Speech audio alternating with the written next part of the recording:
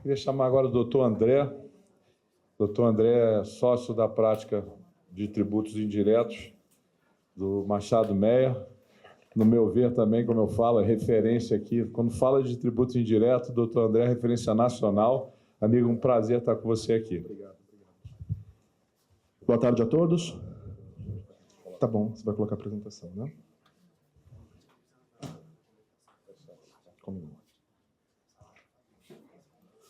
Boa tarde a todos. A gente vai falar um pouquinho aqui agora sobre alguns temas relacionados basicamente a PIS/COFINS e ICMS, tá bom? Quais são, então, né, esses temas que nos parecem bastante relevantes? Primeiro, as discussões relacionadas à perda de estoque, depois as bonificações, a exclusão do ICMS-ST da base do PIS e da COFINS, o tema 1125, as operações de transferência, que mesmo a gente tendo uma ADC que foi julgada, ainda continua com alguma discussão, e as questões relacionadas à proporcionalidade do ICMS-ST dentro do cálculo do valor do CIAP. Tá? Primeiro ponto aqui, então, olhando para PIS e COFINS, né? PIS e COFINS é um tributo de competência federal.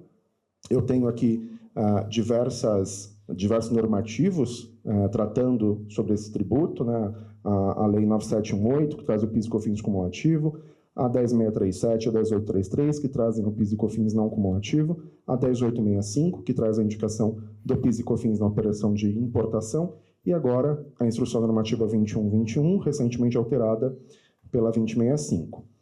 O regime de apuração do PIS e da COFINS ele é ou cumulativo ou não cumulativo, a depender da forma como a empresa está constituída, né, lucro real ou lucro presumido, e a depender também da atividade que ela exerce.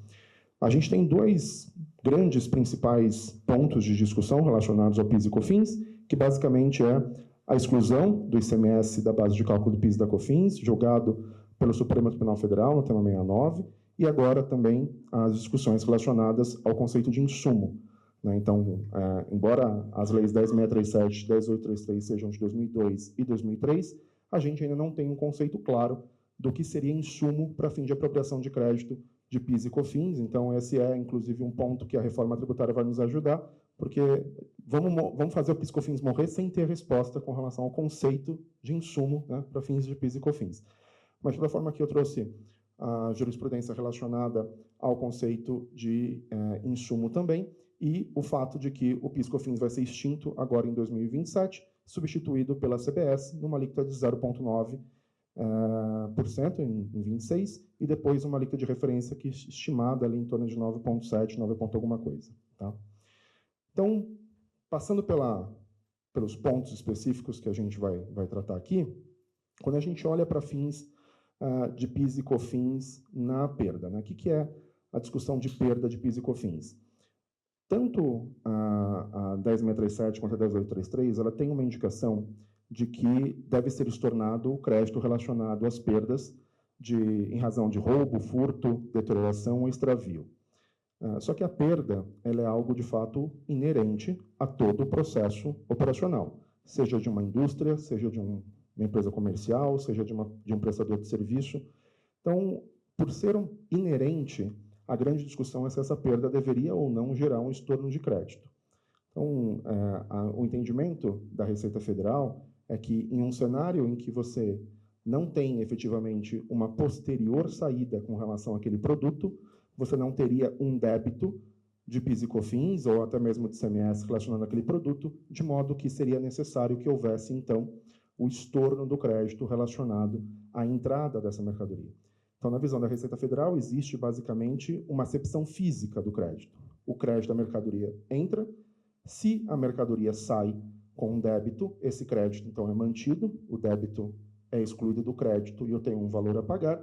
Entretanto, se essa mercadoria não vai ter uma saída posterior, em razão de perda, quebra, extravio, deterioração, roubo, daí eu deveria, então, estornar o crédito. Só que nos parece que essa conclusão ela é equivocada por algumas razões. Primeira, com relação ao próprio princípio da não cumulatividade. Né? Quando a gente olha para a Constituição Federal, a Constituição trouxe ali hipóteses de estorno que não contemplam a priori as questões relacionadas à perda. Então, numa perspectiva constitucional, a gente teria argumentos para defender que a perda não deveria ensejar um estorno de crédito de PIS e COFINS. Mas não fosse apenas esse argumento, nos parece que no próprio racional da Receita Federal, né, se eu não tenho uma posterior saída, eu não posso ter o crédito de entrada. Mas, numa perspectiva capitalista, o custo da mercadoria que foi objeto de perda, ele vai somar ao valor da mercadoria que vai ser comercializada. Então, se eu compro 2 unidades de mercadoria e eu vou vender, uma delas é perdida, a unidade adicional que ficou ali no meu estoque, quando eu vender, para eu poder ter lucro, eu vou ter que vender num preço superior ao custo daquelas 2. Então, numa perspectiva financeira, eu teria, de toda forma, mesmo no racional da não cumulatividade da Receita Federal, um débito posterior àquele crédito que levaria em consideração, inclusive, o custo da mercadoria perdida. Então, nesse cenário, nos parece que o PIS e COFINS, por ter como base ali o faturamento, né, a totalidade das receitas, e considerando que o débito vai ser operacionalizado sobre uma base de receita que vai ter o custo da quebra, nos parece que eu teria operacionalizado o próprio princípio da não cumulatividade, de modo a manter, a ser possível, então, a manutenção desse crédito de entrada também. E, colocando isso em perspectiva, a gente vê, por exemplo, quando a gente olha para o mercado de energia, que a própria regulamentação do mercado de energia já pressupõe a possibilidade de manutenção dos créditos sobre perdas técnicas. A perda técnica nada mais é do que a perda decorrente da própria operação de distribuição de energia. Então, assumindo que todos os setores têm quebras inerentes à sua operação, assumindo que o débito dessa mercadoria que permaneceu no estoque vai ensejar tributação, inclusive considerando o custo da mercadoria quebrada, e assumindo como premissa que outros setores, né, já inclusive dimensionam uma remuneração da cadeia, mantendo o crédito com relação a essas perdas, nos parece extremamente plausível defender que as perdas inerentes, seja uma atividade comercial ou varejo, por exemplo, seja uma atividade industrial ou um prestador de serviço, deveriam ensejar, de fato, a manutenção dos créditos da operação de entrada. Por favor.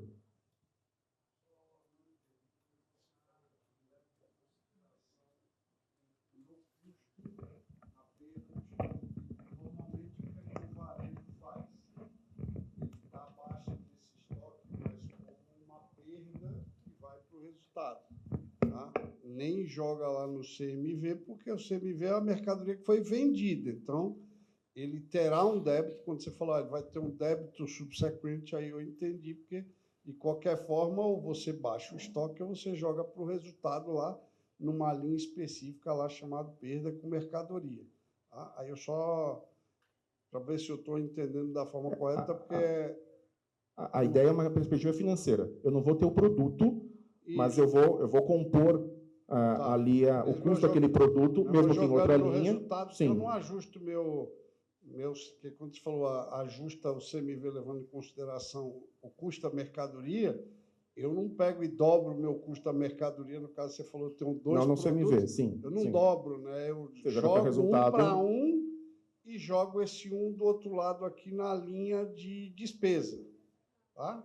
Mas se a gente for numa argumentação de que compõe o financeiro... O conceito comum, é isso. É isso que a Receita Federal precisa entender também. Só não bateu aqui... A contabilidade. Peço desculpas, não sou contador. Não, eu sou, então é por isso que... Então a gente se complementa aqui. Mas, André, boa tarde. Boa tarde. Eu posso complementar aqui o meu colega Fernando. Por exemplo, no segmento de supermercado, há uma perda, né, do segmento hortifruti, por exemplo, e em geral, de 1,5%. Me corrija aí, Fernando. 1,5%. Então, esse 1,5%, em tese, ele estará lá no meu custo. Então, eu acho que foi nesse sentido que o André quis colocar também. A nomenclatura contábil, de fato, não tenho expertise para trazer. Mas a ideia é o PIS e COFINS, num cenário de tributação de faturamento, se eu tenho um custo que vai adicionado ali no preço que eu estou vendendo, né, seja isso como resultado, seja como CMV, qualquer que seja a denominação contábil, a ideia é que eu conseguiria defender uma não cumulatividade, porque eu não preciso de uma não cumulatividade física. Eu poderia ter uma não cumulatividade financeira, uma não cumulatividade de custos. E isso faria com que eu privilegiasse a não cumulatividade de modo geral, só que numa perspectiva diferente da Receita Federal.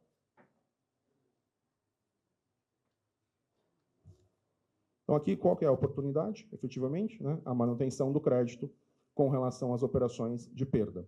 Essas operações de perda, aqui a gente está falando, obviamente, no chapéu de PIS e COFINS, mas existe também a possibilidade de discussão na perspectiva do ICMS. Tá?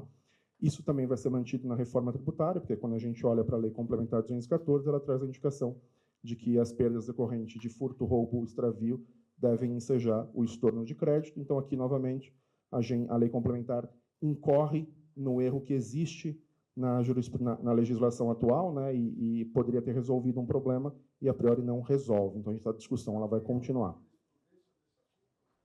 A gente tem jurisprudência quando a gente olha para o mercado de energia. No mercado de energia, as perdas técnicas elas são passíveis de manutenção de crédito. A gente tem jurisprudência quando a gente fala também em perdas extraordinárias. Então, perdas decorrentes do roubo de carga, perdas decorrentes de uma enchente. Então, perdas extraordinárias, elas são entendidas, de fato, como necessárias para fins de estorno, porque não é inerente à sua operação. Agora, as perdas inerentes à sua operação, a gente entende que deveria ser mantido o crédito, não tem decisão sobre isso. Vamos lá. Rezando para não ser pego. Na tua opinião, vale a pena judicializar para ter uma defesa sobre isso ou continua na galega e rezando para Jesus? Fernando, eu acho que são dois drivers importantes, né? A gente tem um drive da segurança jurídica e um drive aqui de que quem pergunta quer uma resposta.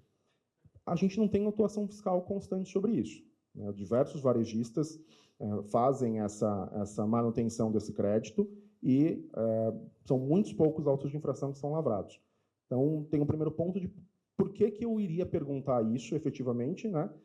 Num cenário que o período decadencial corre a meu favor, né? O direito do fisco constituir é de 5 anos, então isso pode acabar passando, e se ele discordar e ele me autuar, eu posso discutir ainda administrativamente, sem ter que fazer qualquer garantia, né? Então, a suspensão da exigibilidade do processo administrativo ela é pela mera apresentação de recurso, não preciso apresentar nenhum tipo de depósito, ao passo que se eu for para o judiciário, eu vou abrir mão dessa discussão no administrativo, eu vou antecipar uma discussão que pode não necessariamente vir, e se lavrar do auto, eu ainda tenho que, eventualmente, realizar uma garantia.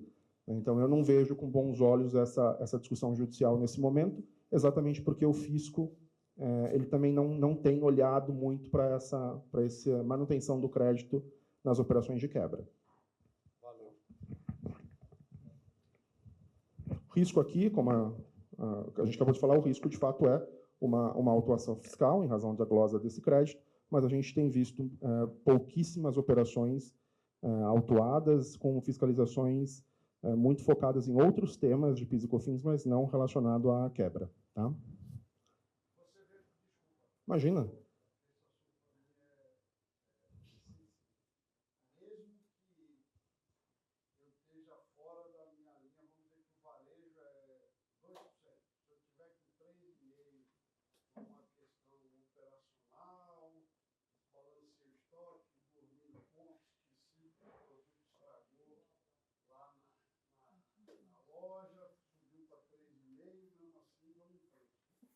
Eu acho que tem uma linha entre os dois, entre o branco e o preto, tem o cinza aqui, né? Essa a gente já começa a aproximar para o cinza.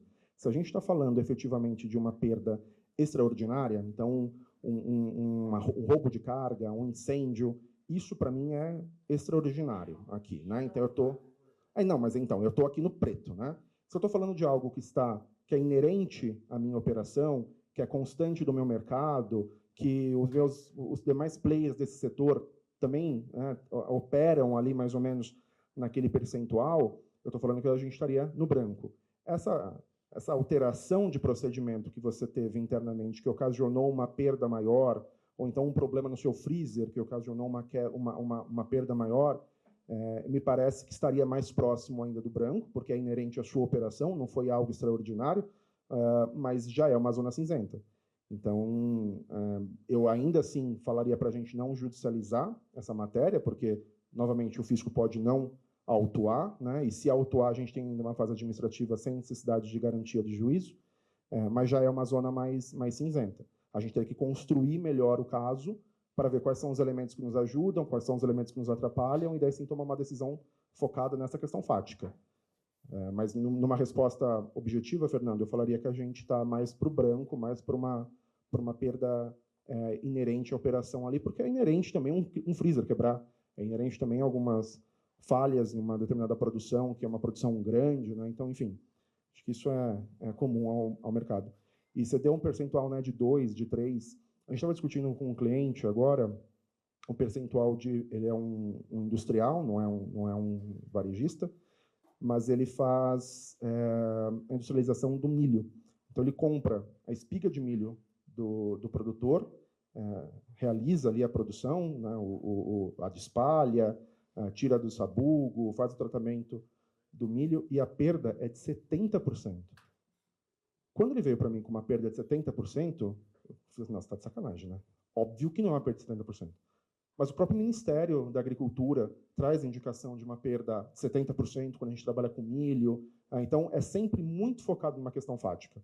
Então, por isso que eu falo que a gente tem que olhar para o fático daquela empresa, qual é a atividade dela, mas também como que ela executa essa atividade. E daí sim conseguir criar um case de se é inerente à operação dela ou não. Seja olhando especificamente para ela, seja olhando para o mercado no qual ela opera.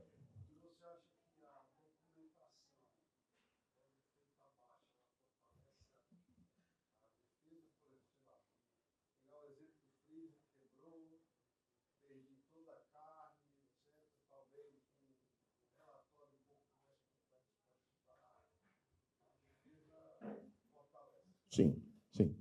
Porque qual que é o desconforto do fisco? E eu até concordo com isso. É muito fácil eu comprar 10, vender 5, falar que 5 se perdeu e vender 5 sem nota. Então, o que o fisco quer ter a certeza é que aqueles 5 que eu não vendi, ele efetivamente não saiu também.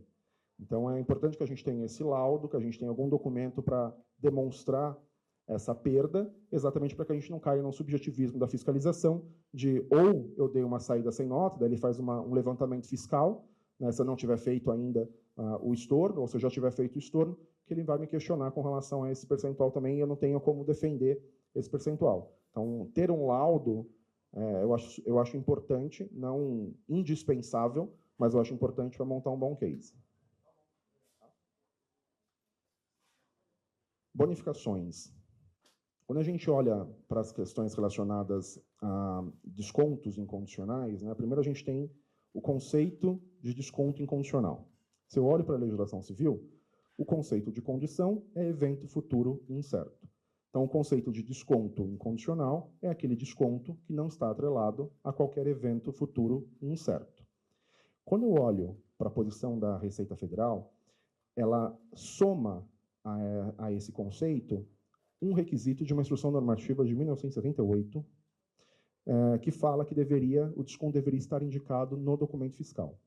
Então, aqueles descontos que são operacionalizados via fatura, via boleto, via rebate de preço, devolução de valor, então tudo isso, na visão da Receita, não seria enquadrado como um desconto incondicional. E nessa esteira entram as bonificações. Porque daí a Receita Federal começou a olhar para as mercadorias dadas em bonificação e também começou a entender que elas deveriam estar no mesmo documento fiscal, sob pena de ser entendido como uma doação, sendo que doação é fato gerador do PIS, COFINS e do ICMS. Tá? Então, é uma jurisprudência aqui também muito focada numa questão fática, porque em um cenário que eu tenho um desconto operacionalizado em fatura, eu tenho que demonstrar que ele não tem qualquer vinculação com um evento futuro incerto. Quando eu tenho uma mercadoria bonificada, mesmo que em documento fiscal apartado, eu tenho que demonstrar que aquilo, de fato, é a meia dúzia de 7. Né? Eu vendi 6, mas entreguei um a mais, ou uma outra mercadoria, porque eu quero desenvolver o meu mercado, ou uma mercadoria nova, porque eu quero trazê-la para o comércio. Então, nos parece que a posição da Receita Federal ela é uma posição extremamente fechada, que desafia o próprio conceito do direito civil, de condição. Tá? E contamina as operações bonificadas. Quando a gente olha para a jurisprudência do CARF, se a gente acha que está ruim a posição da Receita Federal, quando a gente olha para o CARF, a gente se desespera, né? Porque o CARF também ele não consegue entender muito bem os conceitos, ele é, em grande medida, ali guiado pelas procuradorias, né? E ele traz interpretações que também fazem referência à instrução normativa, de que o desconto tem que estar no documento fiscal, ao requisito da Receita Federal, de entender que a bonificação tem que estar no mesmo documento fiscal da operação de venda. Então, o CARF, por vezes, também acaba somando requisitos que não existem na legislação civil, no Código Civil, para fins de enquadramento, como um desconto incondicional e, daí sim, um redutor de custo de aquisição e de receita, com a possibilidade de exclusão da base de cálculo dos tributos. O STJ, ele teve algumas decisões que eram muito ruins, né? Também, mesmo porque os contratos, antigamente, eram contratos muito ruins, o nome que era dado a esse desconto sempre foi um nome que não correspondia à realidade, então a gente tinha lá desconto aniversário. Você paga no aniversário? Não, eu pago todos os meses. Você faz aniversário todos os meses? Por que você tem esse nome e paga todos os meses? Então, os contratos, eles traziam métricas, eles traziam nomes que ensejavam uma conclusão de que efetivamente existia um evento posterior incerto, passível de ocorrer. E daí o STJ tinha também uma jurisprudência negativa. Com a pandemia, as discussões de rebates, bonificações, descontos, elas se reacenderam bastante.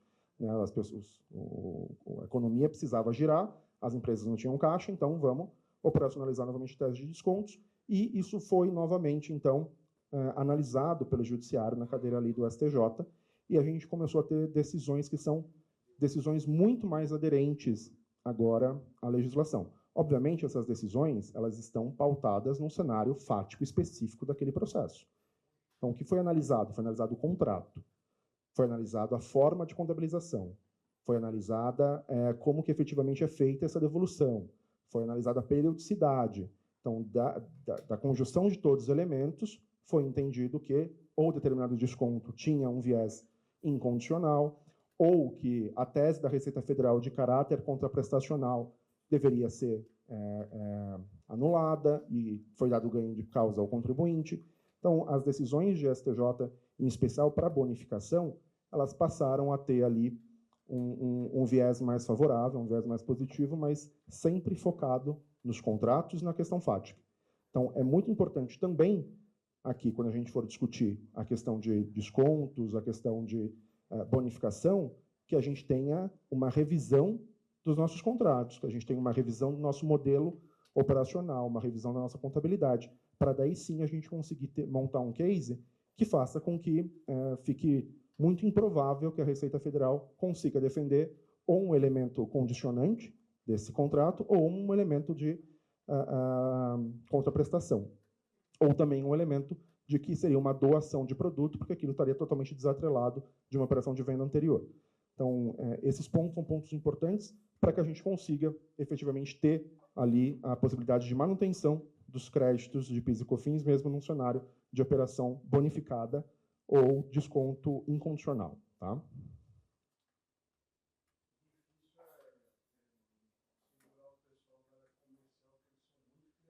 Concordo. Para não falar outra coisa, para eu ser bem educado. Difícil, porque os caras não entendem isso aí, faz do jeito que quer, e depois é o samba do crioulo. Todo dia os caras arrumam um negócio para tomar um dinheiro dos caras e aí quer que faça milagre. Não dá. Eu concordo com tudo que você disse.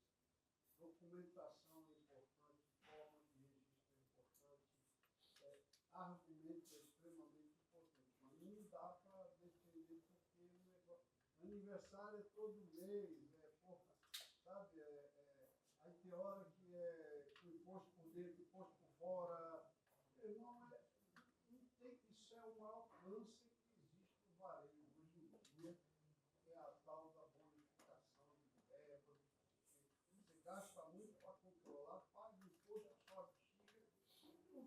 Carrega um risco ainda, né? Com multa e juros. Um quer pagar do jeito e bota lá no CNPJ, ele não paga nada, quer que eu pague tudo. Às vezes o pessoal da área comercial parece o pessoal da Receita Federal quando vai fazer alguma fiscalização, né? Operação Bicho da Seda, daí está lá fiscalizando uma empresa que é do setor têxtil. Então, você tem uns nomes super diferentes para o contrato, para os descontos, mas eles são aplicados todos os dias.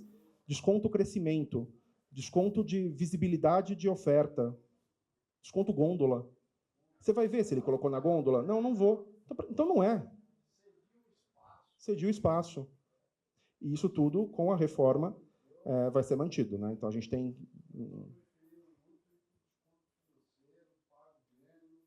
financeiro, volume, ou então põe nome de desconto 1, 2, 3, 4, 5. Resolve.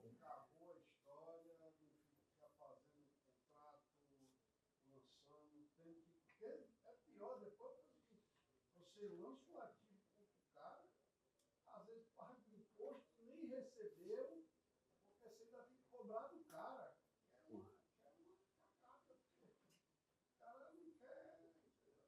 Sim, concordo. Mas é importante que vocês revisem também isso para o contexto de reforma tributária. Porque na reforma, o requisito da instrução normativa foi trazido para dentro de uma lei complementar. Então, a discussão que existia de hierarquia de normas, né, o Código Civil versus a instrução normativa, quando eu olho para a Lei Complementar 214, eu não tenho mais.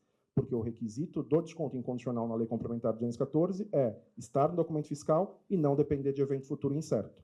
Então, isso é ruim para o contribuinte, porque ele perde um argumento que era o de hierarquia de normas, e eu passo a ter também agora um fato gerador. Vocês já tiveram, acho que um evento de reforma aqui, né? Então, vocês passam a ter um fato gerador muito mais largo, uma hipótese de incidência muito mais larga, que abrange todas as operações. Então, se eu tenho um desconto que é focado em logística, né, eu deveria entregar a mercadoria em cada um dos estabelecimentos, entrego só em um. Isso é um desconto ou isso é um redutor em razão do custo da posterior entrega? Isso tem caráter contraprestacional? Eu devo tributar IBS e CBS ou não? Então, a gente tem discutido muito a questão de descontos na perspectiva de reforma tributária também.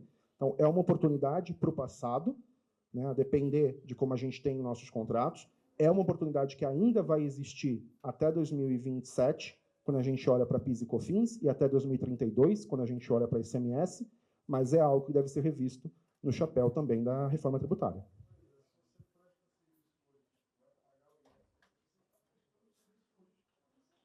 Exato, exatamente. Se você está prestando serviços logísticos, você deveria pagar hoje, né, depende se é intramunicipal ou intermunicipal, o ICMS ou o ISS, mas quem te cobra é sempre a Receita Federal. Porque, independentemente de ser intra ou inter, a Receita Federal entende que é receita e daí você paga PIS e COFINS. Ah, sim. Exato, exato. Outra discussão, exclusão do ICMS-ST da base de cálculo do PIS e da COFINS, né? Então, a gente teve julgado o termo 69 ali pelo STF, que entendeu que o ICMS não deve compor a base de cálculo do PIS e da COFINS. Surpresa para ninguém. Essa é uma discussão bastante antiga já. A gente teve esse julgado lá em 2017 e em 2021 a gente teve modulação de efeitos, que conta a partir de 2017 também. Foi alterada a posição da Receita Federal, a versão 1.35 do manual da FD, e todo mundo agora pode excluir o ICMS da base de cálculo do PIS e da COFINS, independentemente de ter ou não decisão judicial. Só que, e os filhotes dessa tese? Né? Quais são os filhotes? Exclusão do ISS da base do PIS e da COFINS, exclusão do PIS/COFINS da base do PIS/COFINS, exclusão do ICMS-ST da base do PIS e da COFINS. A gente começou a ter uma quantidade imensa de discussões, né? A discussão do GROSSAP da base do PIS e da COFINS também. E as decisões, inclusive agora, né, com o julgamento do tema 1125, a priori, o STJ entendeu que, quando o Supremo julgou a exclusão do ICMS da base do PIS e da COFINS, ICMS é igual a ICMS-ST, eu também tenho que deduzir o valor do meu ICMS-ST. Ótimo. Qual o valor, né, que eu tenho que deduzir? Quando eu olho para o cálculo do ICMS-ST pelo substituto, O substituto pega o preço, aplica MVA, chega num valor, deduz o valor do ICMS próprio. O substituto deduz o ICMS próprio por conta do tema 69 e deduz o ICMS-ST por conta da disposição na própria IN 2121. O substituído, quando ele, entretanto, compra esse produto, não pode tomar crédito, porque foi definido também que esse recolhimento, como não é tributado na etapa anterior, não gera direito de crédito. Entretanto, no tema 1125 foi autorizado ele a deduzir da base de cálculo do débito. Então, o substituído deduz não por conta da IN, mas por conta do entendimento jurisprudencial de que o ICMS não deve compor a base de cálculo, assim entendido todo o ICMS. Mas como é que eu calculo esse valor do ICMS? É o valor da minha operação da frente? É o valor do ICMS-ST que está destacado? Ou é a soma do ICMS próprio com o ICMS-ST? Quando a gente coloca esse cálculo paralelo ali a uma cadeia não sujeita à substituição tributária, a gente entende que seria possível defender que deveria ser todo o valor do ICMS mais o ICMS-ST. Porque se eu não tivesse esse valor, né, se a cadeia não tivesse sujeita à substituição tributária, todos os elos da cadeia excluiriam o valor integral, o ICMS próprio e o ICMS-ST. Se eu tenho uma cadeia sujeita à substituição tributária, não faz sentido que eu ignore o custo que está para trás, né? Então, eu deveria fazer a exclusão do ICMS próprio e do ICMS-ST. Esse ponto também, obviamente, não é o entendimento da Receita Federal. A Receita Federal entende que o STJ falou que deveria fazer a exclusão do ICMS-ST, mas ele não disse qual seria o ICMS-ST, então ele entende que deveria ser o seu ICMS para frente. Ele olha para a tese como se houvesse ali uma cadeia ordinária de tributação, e daí o ICMS-ST, apenas da sua saída, poderia ser deduzido, negando ali o impacto financeiro, o impacto econômico da operação anterior. A gente tem discutido esse tema bastante em profundidade também, é algo que representa um impacto relevante para as empresas, né, porque muitas apostavam num direito de crédito que acabou não vindo, e agora tem que operacionalizar por meio de uma dedução da base de débito. Oi. Você fala do SP, obviamente, você tem situações favoráveis e desfavoráveis. O cara arbitrou lá 35%. Ah, sim. Eu não consigo fazer os 35%, faço 20%, aí passo aqui de São Paulo a Caixa 42%, chego lá e digo, ei, os últimos 5 anos aqui me devolve 30 milhões que fundo me tomou na cabeça e me devolve. Eu imagino que essa volta também, eu tenho que chegar lá, isso que eu fiz, e dizer, ó, já bati aqui e volto aqui, ou eu dou uma miguelada também e fiz que está tudo certo. Fernando, não é miguelada. Cada elo tem uma coisa, outra coisa, na minha visão. Eu não acho que sejam coisas excludentes. Porque a posição da Receita Federal ela é muito alinhada com a sua posição. Se foi objeto de débito, eu posso tomar crédito. Se eu tomei crédito indevidamente, ou se esse crédito foi um valor maior, então eu tenho que ou anular o crédito ou tributar aquele valor que eu estou recebendo, né? Só que, juridicamente, cada uma dessas caixinhas tem uma natureza jurídica. Eu não tenho previsão de estorno de crédito de PIS e COFINS. Então, mesmo que o seu fornecedor tenha pago a maior aquele valor de PIS e COFINS, né, e ele restitua, eu não tenho 166, não tenho, não é um tributo que representa aqui uma oneração em cascata e o débito do meu fornecedor tem relação com o meu crédito. Então, para mim, são grandezas absolutamente distintas. Tanto é que se eu compro de uma empresa no lucro presumido, ela pagou 365, eu tomei crédito 925. Então, não, mas o meu ponto é, eu não tenho relação direta com débito e crédito, tá? Então, assumindo a premissa de que você fez um débito relacionado a um valor de PIS e COFINS, e daí você vai lá e pede de volta esse valor, não, um débito de semestre, desculpa, você pede de volta esse valor. O seu ponto é, eu tenho que tributar, então, para fins de PIS e COFINS? Mas qual a base de cálculo do PIS e COFINS? Mas você está voltando a base de cálculo para trás, porque aquele valor da sua operação ele seria um valor maior, porque a sua margem daquela operação seria maior. Você está mudando a natureza jurídica de uma fatia. Você tinha uma fatia que tinha uma natureza jurídica de CMS, certo? Daí você excluiu da nota, e daí lá na frente você falou assim, não, aquela fatia não tem mais natureza jurídica de CMS. Ela tem natureza jurídica agora de margem, porque eu restituí aquele valor. Então foi um valor pago indevidamente. É isso que você está perguntando, certo? Vou tentar fazer didático bem rápido. Vamos lá. Certo? Comprei uma mercadoria que tinha um CMS-ST lá de 25. Perfeito. Considerei isso como meu custo, beleza. Agregou a mercadoria, entrei lá como estoque 40, beleza. Peguei o crédito de ICM que eu poderia ter pego, tal. Fui e vendi por 37. Tá bom.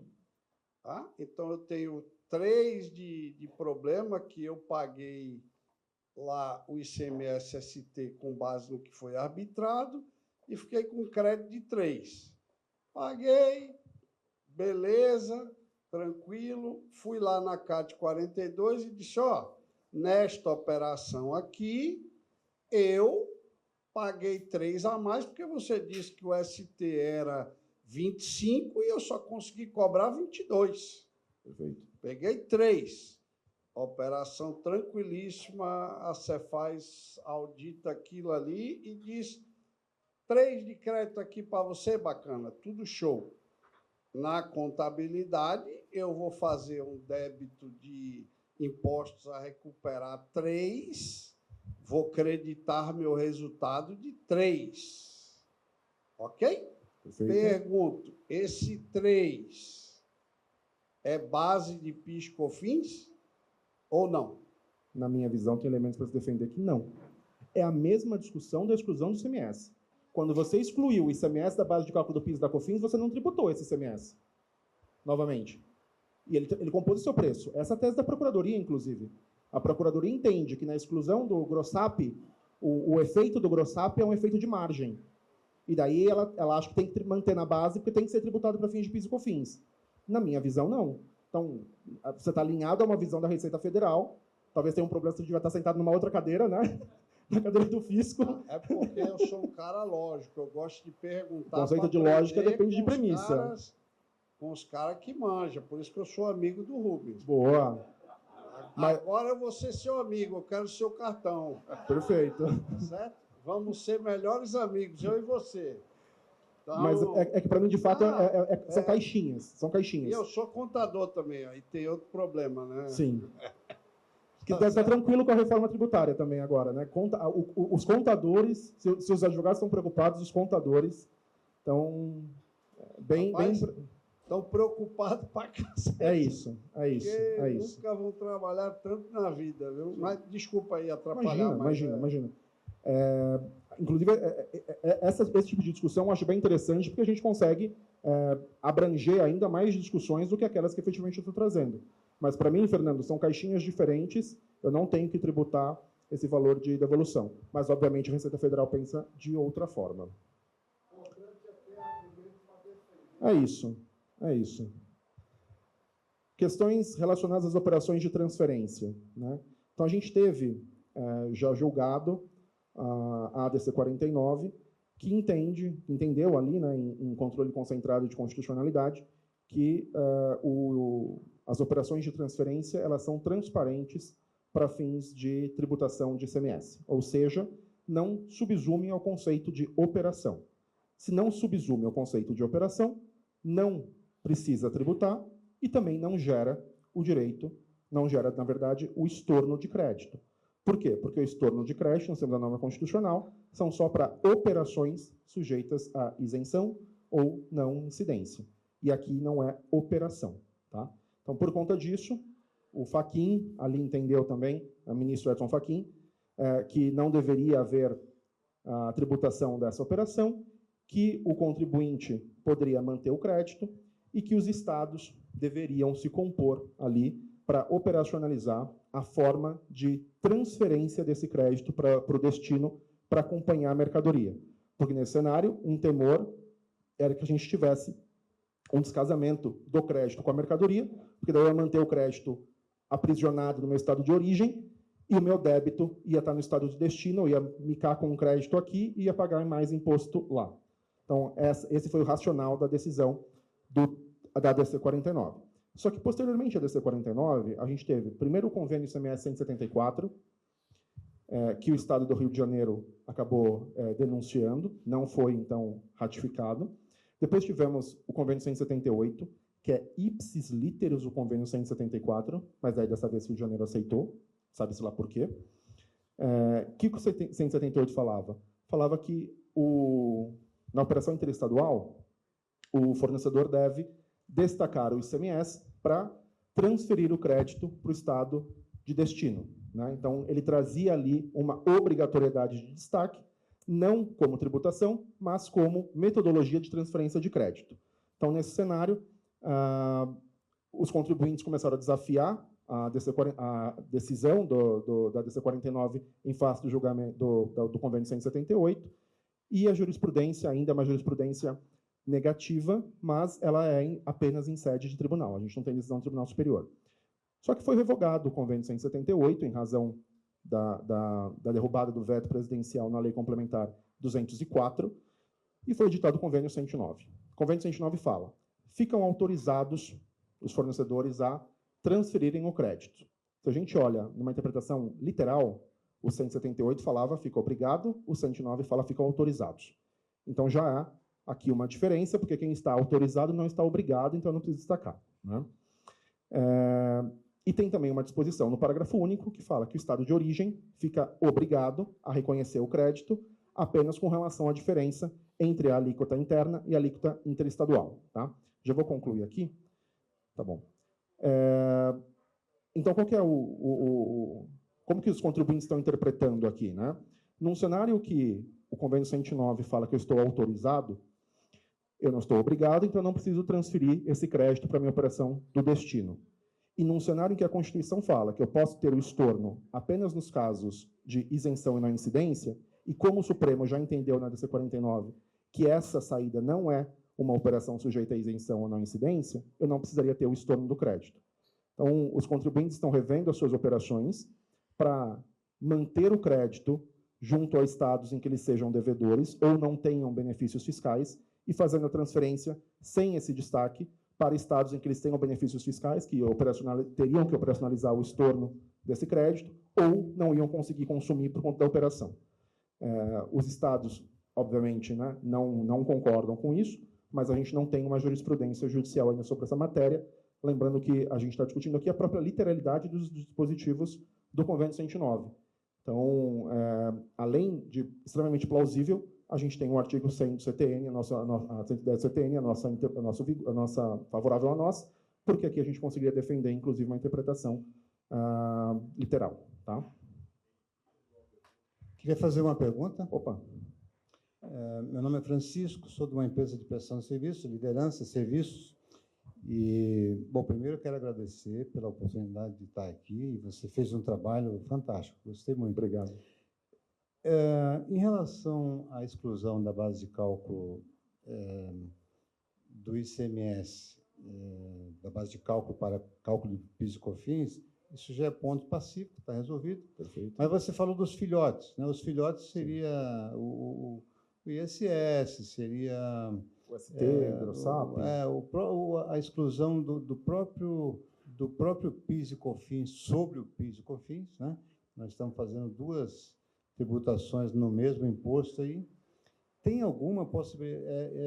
Como é que está o entendimento hoje em relação, pelo menos em relação ao ISS, porque para mim é relevante o ISS, há possibilidade de exclusão, há possibilidade de caminhar para a exclusão do ISS para a base de cálculo do PIS e COFINS? A gente tem uma diferença substancial do ICMS com os demais tributos, que é a figura do GROSSAP em razão da própria disposição da lei complementar.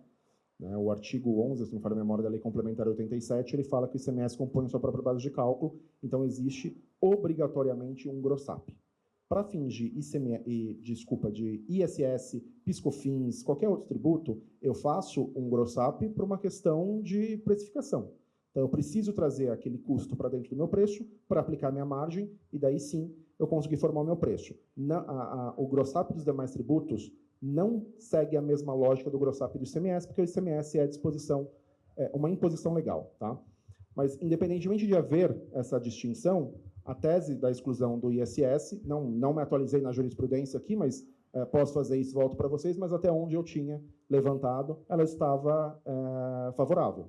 Tá? Então, é importante acompanhar essa evolução de jurisprudência, principalmente porque a discussão ela não é espelhada, não é a mesma discussão. Todo mundo discute tributo sobre tributo, mas o ICMS tem uma previsão legal de inclusão, o ISS não tem. Então, é uma forma de precificação. Mas a jurisprudência, a priori, estava caminhando de modo favorável. Eu me comprometo a fazer essa pesquisa e eu passo depois para o Rubens, que encaminha para vocês. Tá?